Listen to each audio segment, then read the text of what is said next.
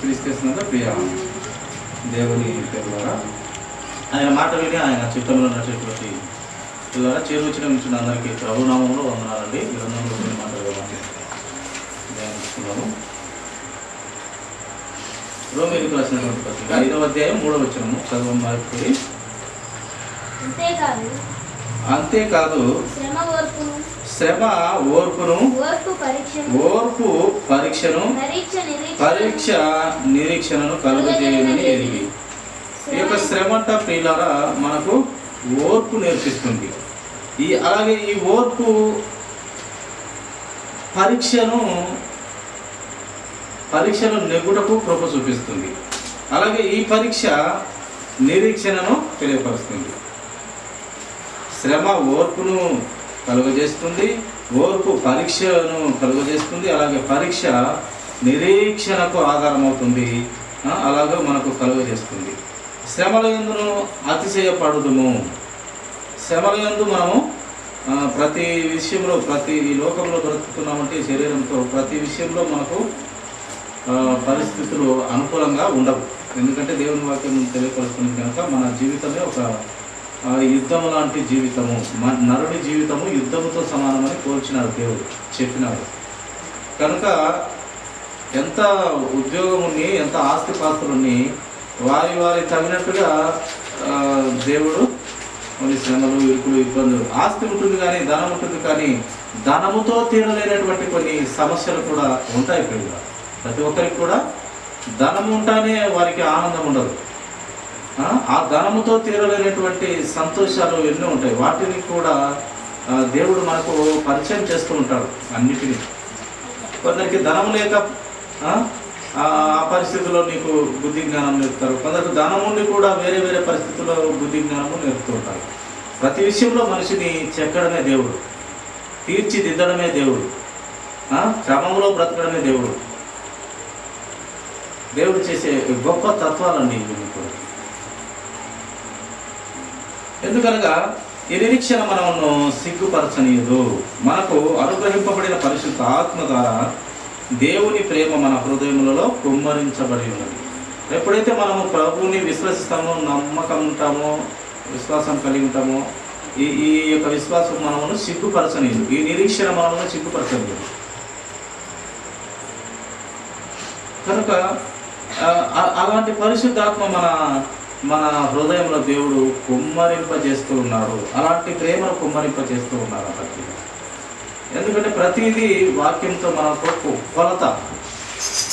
మనము ప్రతిదానికి ఏ రకంగా మనము బ్రతకవలసిన వారమై ఉన్నామో, బ్రతకవలసి బద్దులమై ఉన్నామంటే వాక్యం అనే కొలబద్ద. మనం ఆ వాక్యంతో కొలుసుకుంటాము.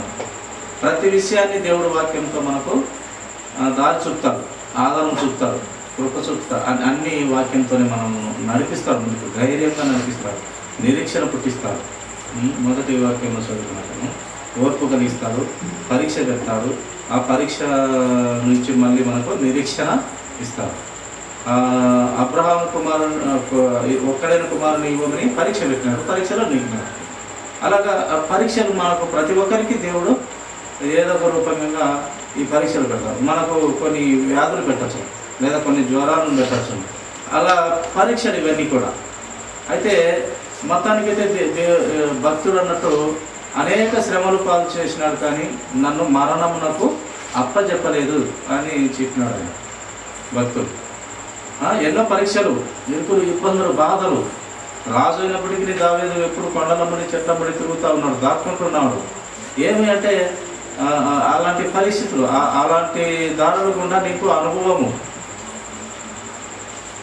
కనుక ఇన్ని పరీక్షలు పెట్టినప్పటికీ నన్ను మరణానికి అప్పచెప్పలేదు దేవుడు అని దేవునికి కృతజ్ఞతలు తెలియపరుస్తూ ఉంటాడు భక్తుడు. చూడండి, అదే రోమీయులకు రాసినటువంటి పత్రిక 8వ అధ్యాయము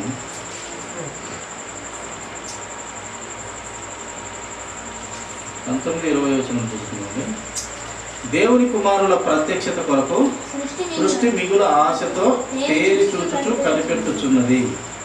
ఏలయనగా సృష్టి నాశనమునకు లోనైన దాస్యములో నుండి విడిపింపబడి దేవుని పిల్లల పొందబో మహిమ గల స్వాతంత్రము పొందుదునను నిరీక్షణ గలదై. చూడండి, ఈ యొక్క సృష్టి అంట దేవుని కుమారుడు అనగా, దేవుని కుమారుడు అనగా యేసుక్రీస్తు ప్రభువారు దేవుని అద్వితీయ కుమారుడు, సొంత కుమారుడు, జనదైక కుమారుడు అని చాలా రకాలుగా సొంత కుమారుడు అని వ్రాయబడతారు.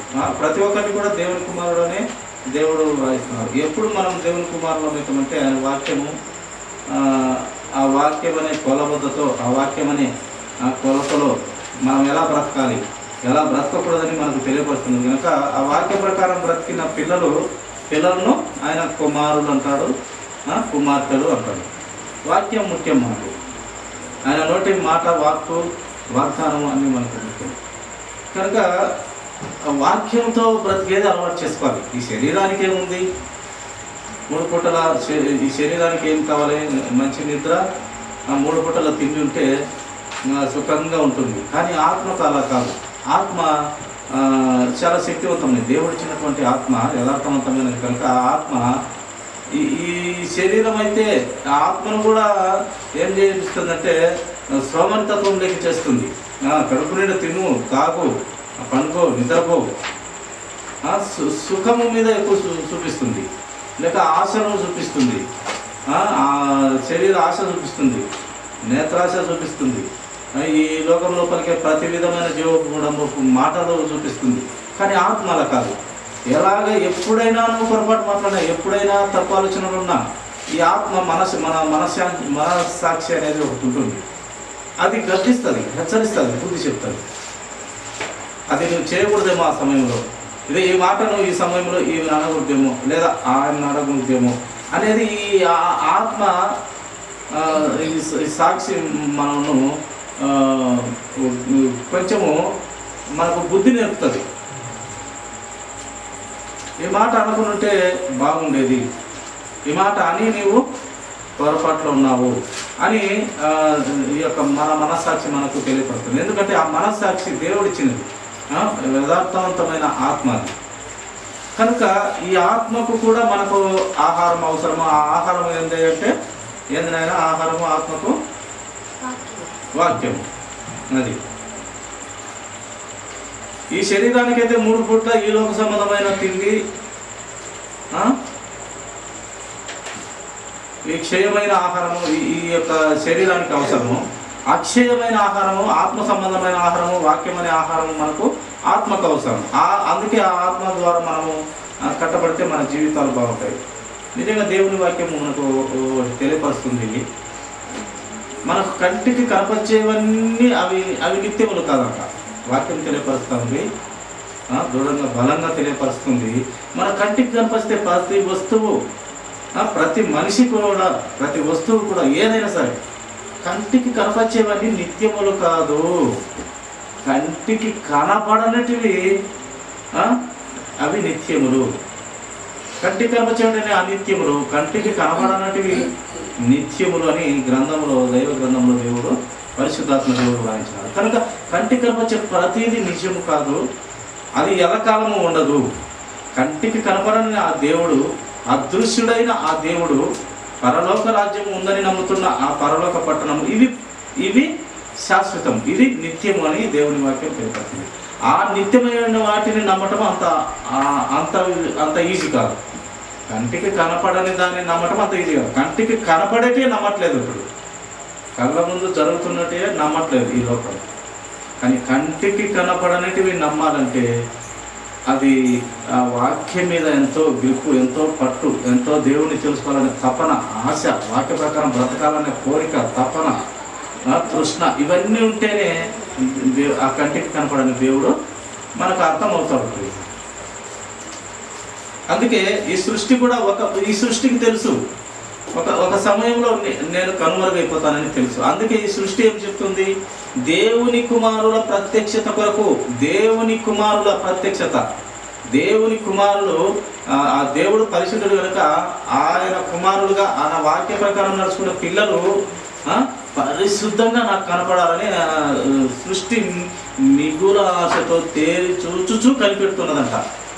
ఈ సృష్టి మంచి పిల్లలను చూడాలని ఆశపడిందంట ప్రియులారా. చక్కని పిల్లలు, ప్రభు వాక్యానికి లోబడే పిల్లలు. పిల్లలనగా అందరము, చిన్నపిల్లలని, మధ్య వయస్కులని, ముసలు అందరం కూడా ఆయన పిల్లలమే. కానీ ఆయన పిల్లలను ఈ సృష్టి అనగా భూమి ఆకాశం అంతా కూడా పంచభూతాలని కలిపి సృష్టిగా దేవుడు తయారు చేసినాడు. ఈ సృష్టి ఆయన తత్వంలో, ఆయన ఆలోచనలో కనపడితే అది మిగుల సంతోషిస్తూ తేరి చూస్తూ ఉన్నదంట. అలాంటి రోజు ఒకటి రావాలి, ఆ పరిశుద్ధ పిల్లలను నేను చూడాలి, ఆ పరలోక వారసులైన పిల్లల్ని నేను చూడాలని కనిపెట్టుకున్నదంట ప్రియులారా. ఈ భూమి, సృష్టి, ఆకాశం, నక్షత్ర మండలం. ఎందుకు ఈ భూమికి ఇంత ఆశ అంటే ఆ సత్యం అంత గొప్పదని. ఆ సత్యంలో బ్రతికితే, ఆ సత్యవంతుడైన దేవునిలో ఎదిగితే ఆటి పిల్లలను చూడాలని ఆశ కలిగి ఉన్నది ఈ సృష్టి ప్రియుల. ఏలైనగా సృష్టి నాశనకు లోనై దాశనంలో నుండి విడిపింపబడి, నాశనముకు లోనైపోతుంది ఒక సమయం, దాస్యంలో ఉండిపోతుంది. దేవుని పిల్లలు పొందబోవు మహిమ గల స్వాతంత్ర్యం పొందుటను నిరీక్షణ గలదై ఉందంట. ఆ దేవుని పిల్లలు, దేవుని తత్వంలో బ్రతికే పిల్లలు ఆ మహిమ గల పట్టణము, పరలోక రాజ్యము పొందుకోవాలని చూస్తూ ఉందంట సృష్టి ఈ పిల్లల మీద. దేవునికి లోబడే పిల్లలు ఆయన మహిమ పట్టణము చేరాలని సృష్టి ఆశతో చూస్తుందంట పిల్లలు.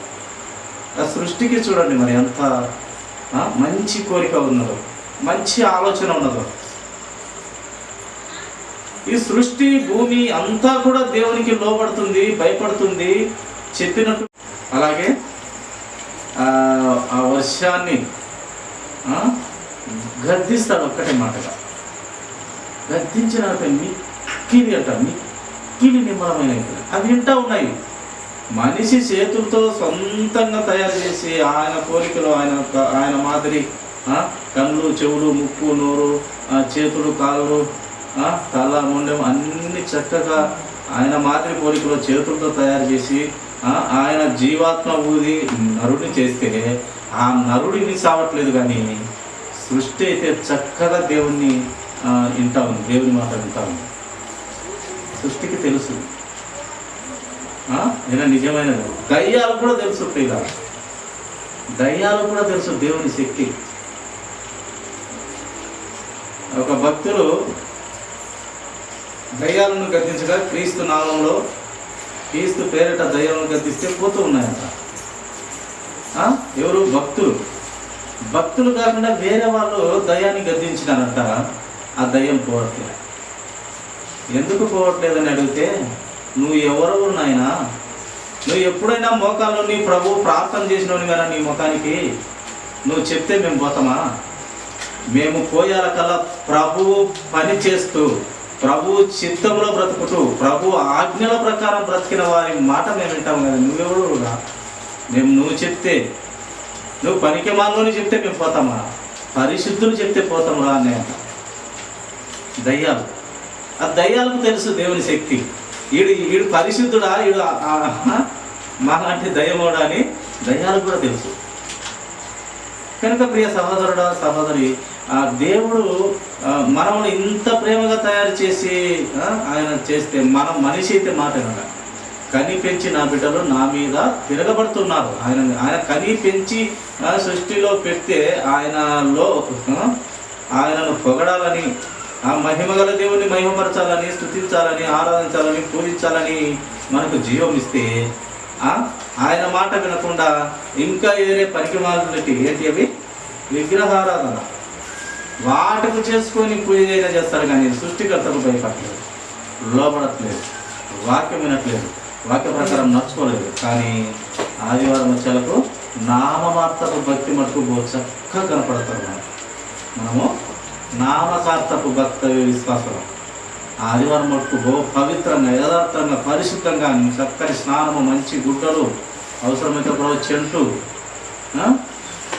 బైబిల్ సంఖ్యలో పెట్టుకుని కొత్త ఉంటే ఎంత పవిత్రత కనిపిస్తుంది ఇందులో. అంతకుముందు జీవితము ఆమె ఒక కొట్లాట పడినప్పుడు కానీ, లేక ఏదైనా చిన్న సమస్య వచ్చినప్పుడు కానీ, ఆమె మాటలు, ఆమె సంతలు చూసి చూసిన వారు ఇప్పుడు అంత పవిత్రంగా పోతా ఉంటే ఎక్కడన్నా అక్కడ ఇక్కడ కూర్చున్నారు, నవ్వుకుంటూ ఉంటారు. అబ్బాయి గొప్ప పవిత్రంగా ఉంటుంది ఆమె. మిగతా రోజులు ఆ ఒక్కరోజే, మిగతా రోజుల్లో ఈమె నోరు తెరిస్తే తట్టుకోలేరు అన్నట్టుగా ఉంటాయి మన పరిస్థితులు. అలా ఉండకూడదు, అలా నామకార్థంగా ఉండకూడదు, అలా వేషధారిగా ఉండకూడదని దేవుని వాక్యం తెలియపడుతుంది. అలాంటి వారి మాటలు లేక అలాంటి వారు ఒకరికి ప్రార్థన చేసినా లేక ఒకరి దయ్యం ఉంటే వెళ్ళమని చెప్పినా వినవు దయ్యం. సృష్టి కూడా ఈ పంచభూతాలు కూడా వినవు. అదే నీతిమంతులుగా దేవునికి భయపడి లోబడి దేవుని వాక్య ప్రకారంగా బ్రతికే బిడ్డలు పరిశుద్ధులకి గద్దిస్తే, క్రీస్తు నామంలో గద్దిస్తే దయ్యాలు సైతం ప్రకృతి సైతం వింటుందంట పిల్లలు. ఆ శక్తి పొందుకోమని దేవుడు మనకు చెప్తూ ఉన్నాడు. అంత నా మాదిరి తయారవమని దేవుడు మనకు బోధిస్తూ ఉన్నాడు. చూడండి, మరొక మాట మనము ధ్యానించుకుందాము.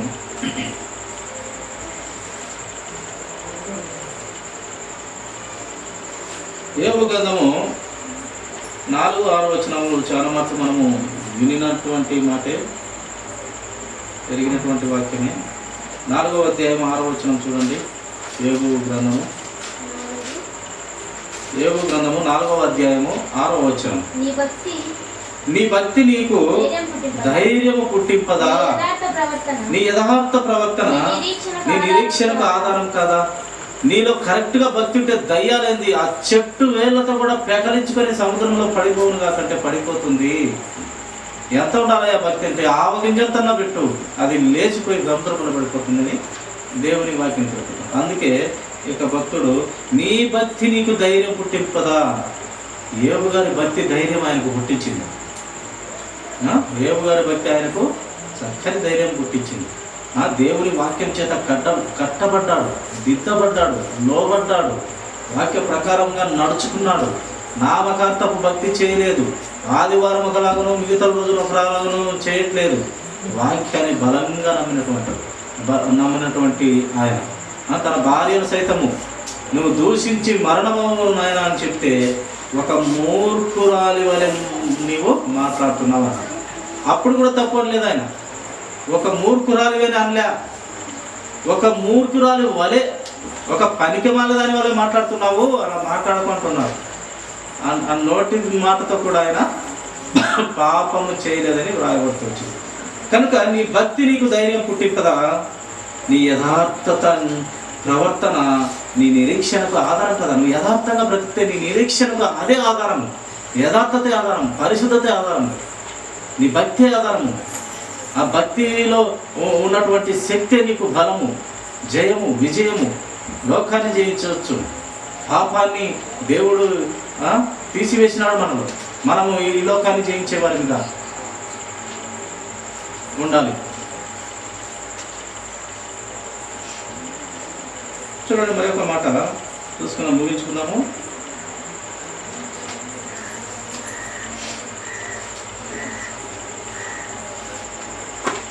హెబ్రీయులకు రాసినటువంటి పత్రిక, హెబ్రీయులకు రాసినటువంటి పత్రిక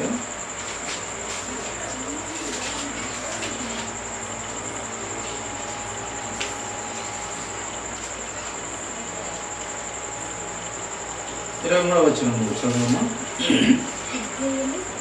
హెబ్రీయులు రాసినటువంటి పత్రిక 10వ అధ్యాయము 23వ వచనం.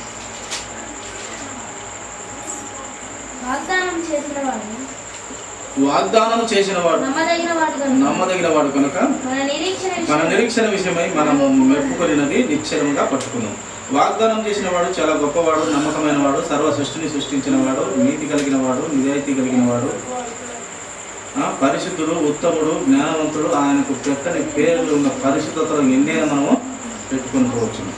అట్టి దేవుడు, అట్టి కోటాను కోట్ల తత్వంలో ఉన్నటువంటి దేవుడు. నిన్న కూడా ఈ మాట మనకు వచ్చింది, మన నోటి నుండి మాట. కోటాను కోట్ల మంచి తత్వంలో ఉన్నటువంటి దేవుడు చేసినటువంటి వాగ్దానము నమ్మదగినది కనుక నిరీక్షణ విషయమై మనము ఒప్పుకున్నది గట్టిగా మనము పట్టుకోవాలి.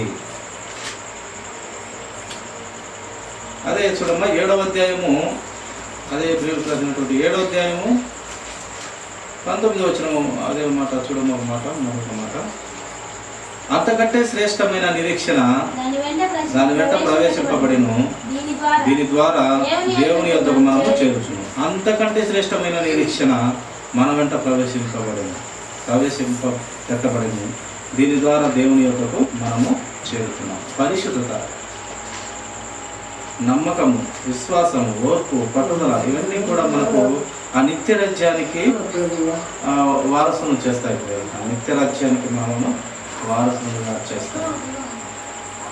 చూడండి అదే చూడమ్మా, మరి అదే ఎబ్రీలు రాసినటువంటి పత్రిక 3వ అధ్యాయం 6వ వచనం చూడమాట.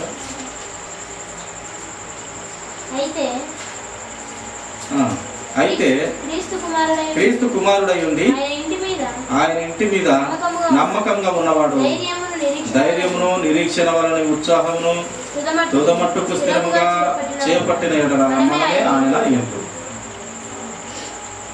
ఇలాంటి విశ్వాసం కరెక్ట్గా పట్టుకున్నవాడు పౌలు గారు.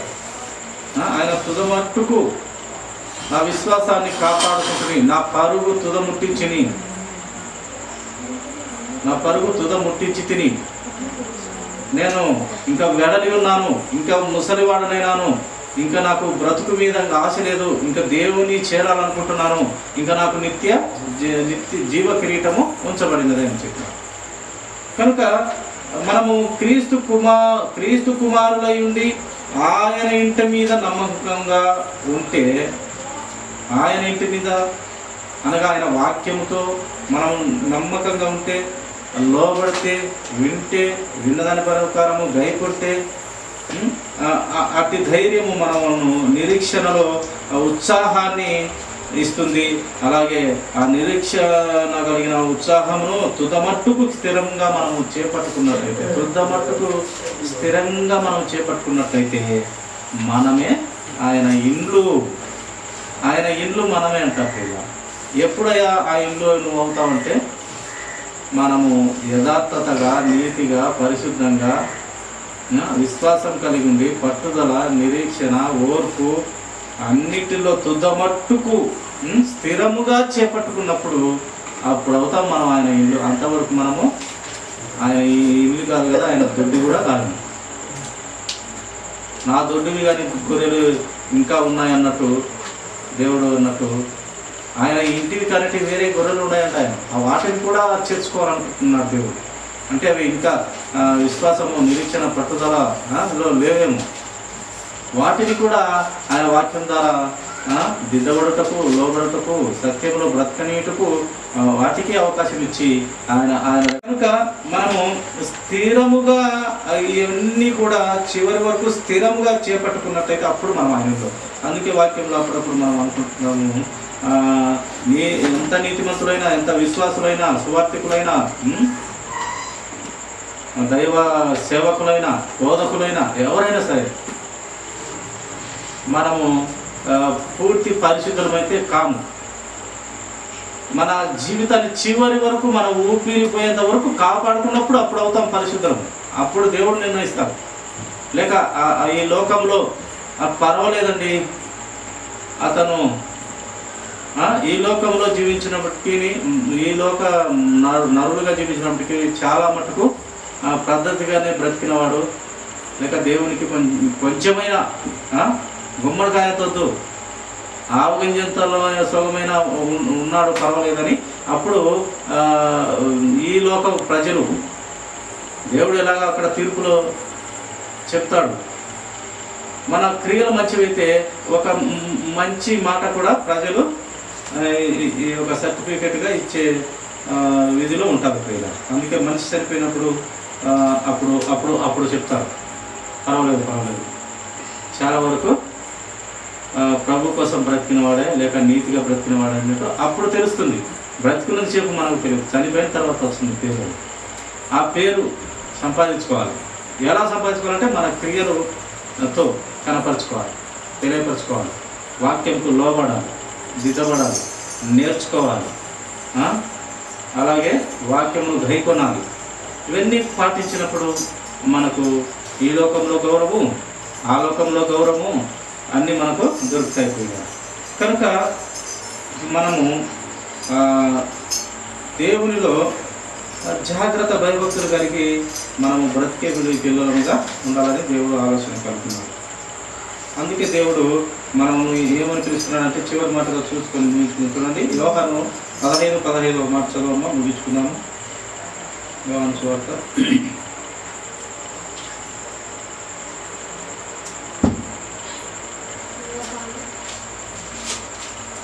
15వ అధ్యాయము 16వ వచనం.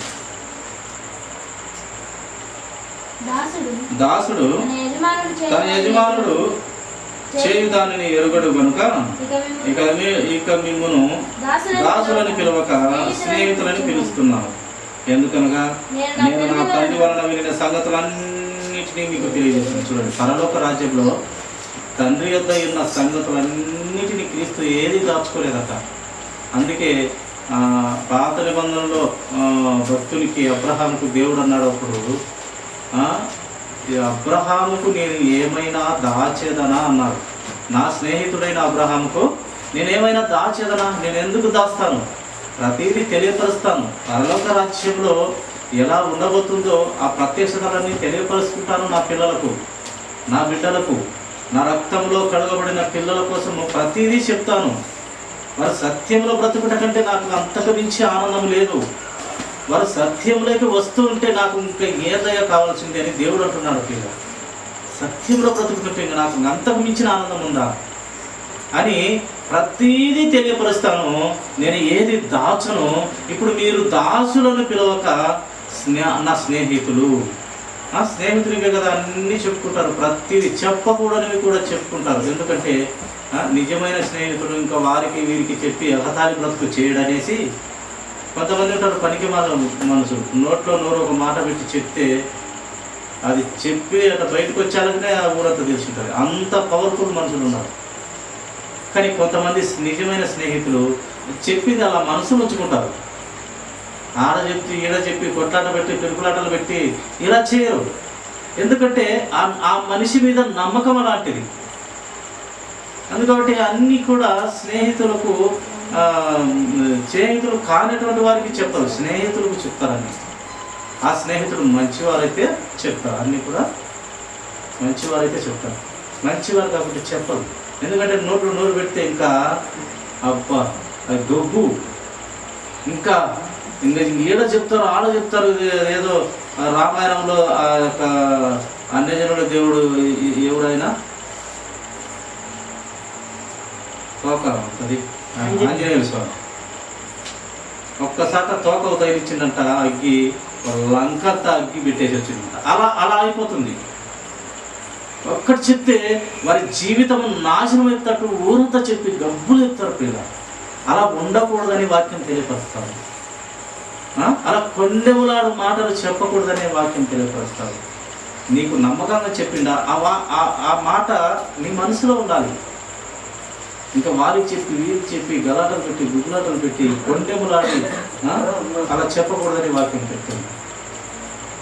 ఈ నిజము ఇంట్లో నుంచి గడప నుంచి బయట అడుగు పెట్టాలంట. ఈ అబద్ధం అంట ఏమవుతుందంట, ఊరంతా తిరిగేసి చెప్పేసి వచ్చేటదంట. నిజం ఇంకా వాకిటి దాటదంట. అడుగు బయట వేయక ముందే ఈ అబద్ధం అంతరకాల తిరిగేసి గబ్బులేపింటుంది. ఈ కొండెములాడు వారి ఇది అది. అందుకే ప్రతి మనిషిని నమ్మకూడదు. ప్రతి మనిషిని నా అనుకున్న వారు మంచివారు కాదు. కనుక వాక్యంతో మనము కట్టబడాలి, దిద్దబడాలి, లోబడాలి. ఈ వాక్యం ఇవన్నీ మనకు మంచి తత్వాలు, కోటాను కోట మంచి తత్వాలు దేవునిలోనిటివి మనకు వచ్చులాగున వాక్యం మనకు కృప చూపిస్తుంది, దయ చూపిస్తుంది, కనికరిస్తుంది. అటు కృప మనకు దేవుడు ఇస్తాడు. కనుక వాక్యం చాలా గొప్పది. వాక్యము సకల విధములైన పాపములన్నిటినీ తీసివేయటకు ఆధారం, ధైర్యం అది. అందుకని భక్తి నీకు ధైర్యం పుట్టించదా అన్నాడు. అంటే మనకు క్రమము నేర్పుతుంది. ఆయన కట్టడలు మన బ్రతుకును సవరించబడుతుంది, సరిదిద్దుతుంది, లోబడే తత్వం నేర్పుతుంది, క్రమంగా బ్రతికే ఆ క్రమము నేర్పుతుంది, క్రమశిక్షణ నేర్పుతుంది, చిన్న పెద్ద గురువు దైవము అనేటివన్నీ కూడా మనకు నేర్పుతుంది. కనుక బైబిల్లోని మాటలన్నిటినీ ఆ మంచి మాటలన్నీ మనం గైకుంటే మన జీవితాలే బాగుంటాయి. మన జీవితాలు బాగా ఉంటే మనము సత్యంలోకి వస్తుంటే దేవుడు ఇంకా సంతోషిస్తాడు. కనుక ఆయన దాసులని పిలవక స్నేహితులని పిలుస్తూ ప్రతి ఒక్కటి పరలోక రాజ్యంలో జరిగే ప్రతి ఒక్కటి ఆయన పిల్లల ద్వారా, అనగా ఆయన భక్తుల ద్వారా, ఆయన మహాభక్తుల ద్వారా, ఆయన ప్రవక్తల ద్వారా, ఇంకా అది చాలక సాక్షాత్తు సృష్టికర్త అయినటువంటి యేసు క్రీస్తు ప్రభు వారే ఈ లోకానికి వచ్చి ఆ పరలోకపు మర్మములన్నీ మనకు తెలియపరిచినాడు. ఆ నిత్యత్వంలో ఉండడానికి ఆయన ఎంతో తాపాత్రపడి తన ప్రాణమును సైతం కలవరిశిలో పెట్టి మన కోసం ప్రాణం విడిచినాడు.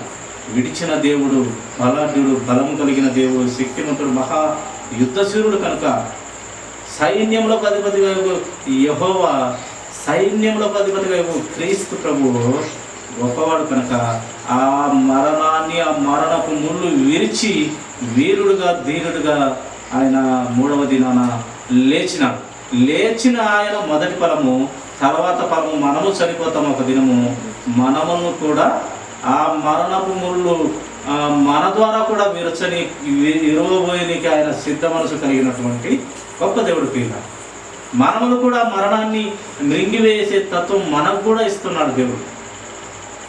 చాలా గొప్పవాడు యేసుక్రీస్తు ప్రభువు. కనుక అట్టిదైన మహాపుణ్య పురుషుల్లో మనం కూడా ఆయన నేర్పిన బుద్ధి జ్ఞాన సంగతుల్లో మనము జాగ్రత్తగా ప్రభు చిత్తంలో మనం బ్రతుకుటకు ఆయన అన్ని రకాలుగా జ్ఞానం మనకి ఇస్తాడు. ఆ జ్ఞానంతో మనము జాగ్రత్తగా ఈ లోకంలో, ఈ పాప లోకంలో బ్రతుకుతామండి. ఇప్పటి మాటలు దేవుడు